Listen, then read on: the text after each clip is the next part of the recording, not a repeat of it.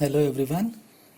Due to lockdown, our pharmacy examinations, annual as well as sessional examinations, will be online. And many of the students, they are asking me about what type of questions will be asked in PC2 syllabus. Okay, so I am making this video in both languages, English as well as Hindi, as per the request of many of the students. So let's start.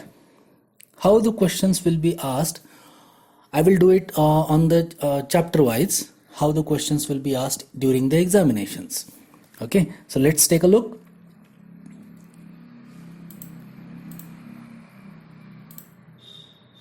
Now, as far as the first chapter is concerned, that is heterocyclic compounds or heterocyclic system, generally in theory examination, the questions are asked based on their structure, method of numbering. So this is the first type of question which is asked during the examination.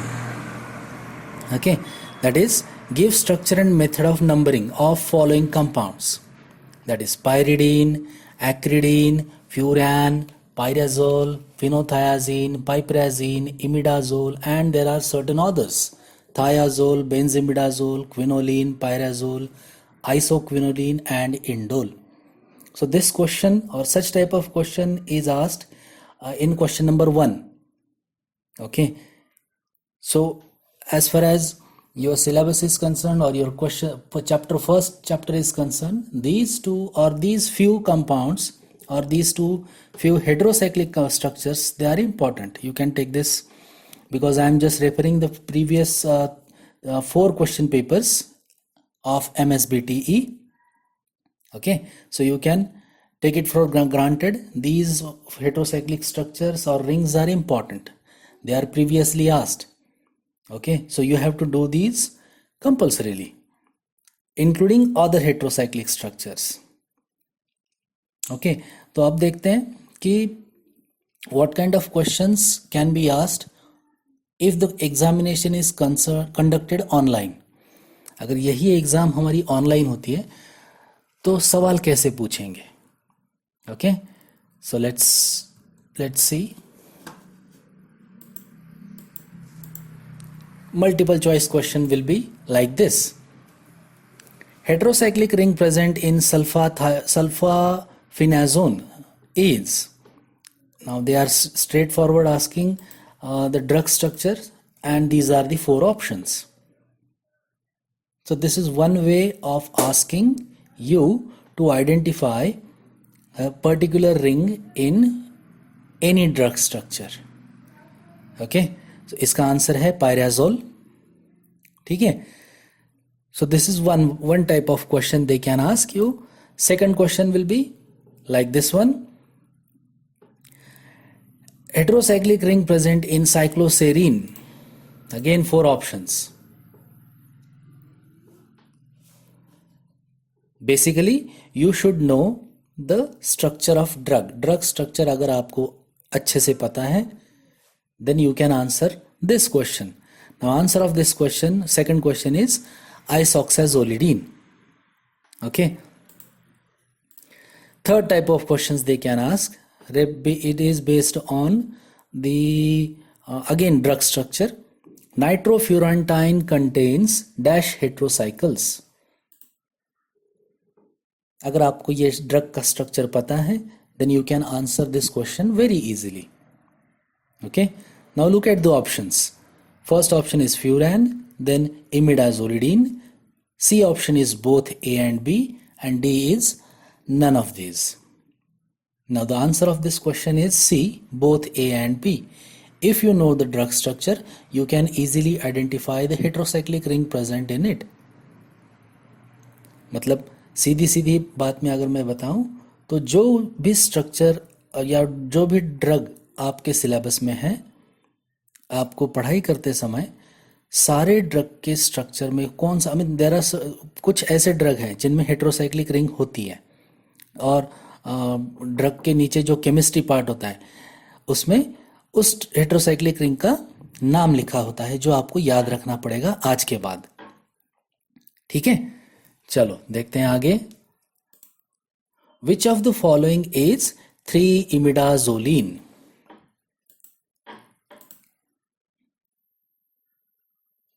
Now, in this case, you have to identify which of the following is 3-imidazoline. Now, this is ये पूरे, I mean, in this case, okay. So, which of the following is 3-imidazoline? To answer this question, we need to understand what is imidazoline and imidazolidine. इन दोनों के बारे में आपको पता होना बहुत ज़रूरी है, because this is completely related to the ring chemistry जो पहले चैप्टर में आपने पढ़ा है. Okay, imidazole, imidazolidine, imidazole, imidazoline and imidazolidine. Okay, the answer of this question is this structure A. ठीक है, आई मीन इसका आंसर ऐसा है कि जहाँ पे डबल बॉन्ड है उसके हिसाब से नंबर ऑफ दिस, इस कार्बन एटम का नंबर है 1, ये 2, ये तीसरा और ये चौथा. तीसरे और चौथे में डबल बॉन्ड है, सो इट इज 3-imidazoline.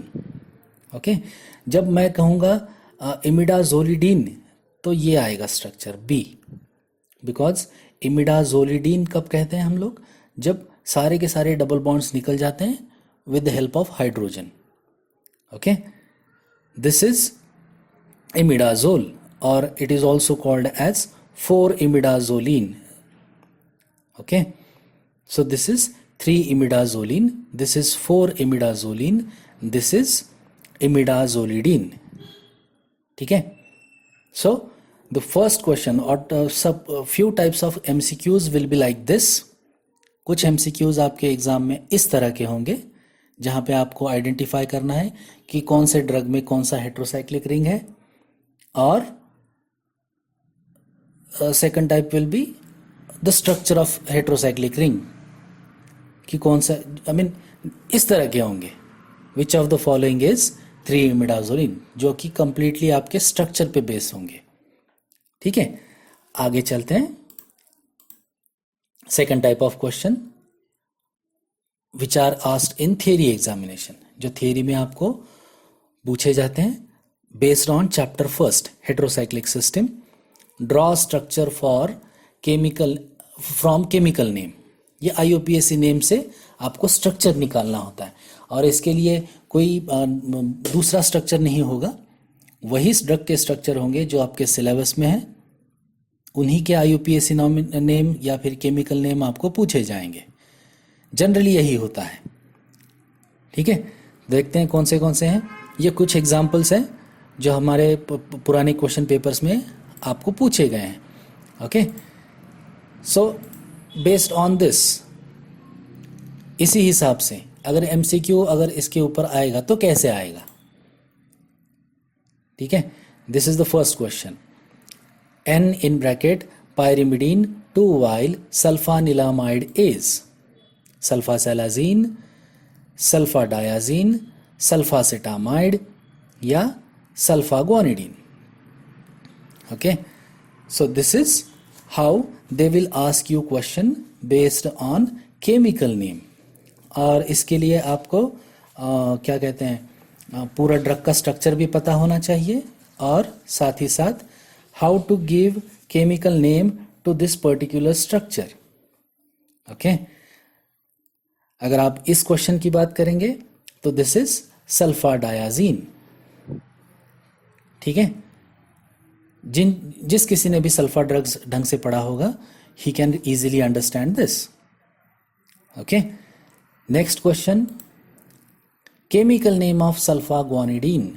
मतलब ये दो तरह से पूछेंगे. एक तो आपको पहले पूछेंगे, I mean they will give you IUPAC nomenclature and tell you to identify which is the drug, या फिर ड्रग का नाम देंगे और उसका केमिकल नेम पूछेंगे.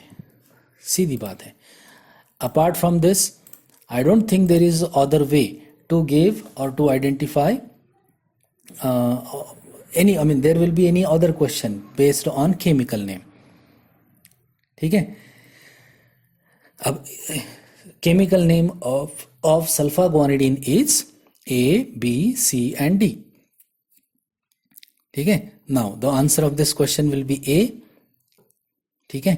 Confuse मत होइए because this sulfaguanidine is always present in a crystalline form and that requires one water molecule, okay, for hydration, for its crystal structure. So chemical name of sulfaguanidine is 1 in bracket 4-aminobenzene sulfonyl bracket close guanidine monohydrate. So based on IUPAC name or chemical name, two types of question will be there in your MCQ examination. First, they will give you chemical name and tell you to identify which is the drug.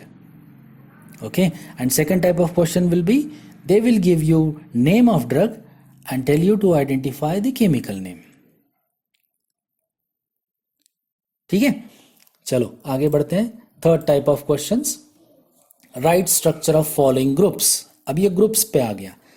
Heterocyclic system में जो पहला chapter है हमारा, उसमें there are certain heterocyclic rings, okay, और उसके बाद there are number of groups, okay, और the structure of groups, amino, carboxyl, carbonyl etcetera, बहुत सारे ग्रुप्स हैं जो हमारे ड्रग स्ट्रक्चर्स में होते हैं.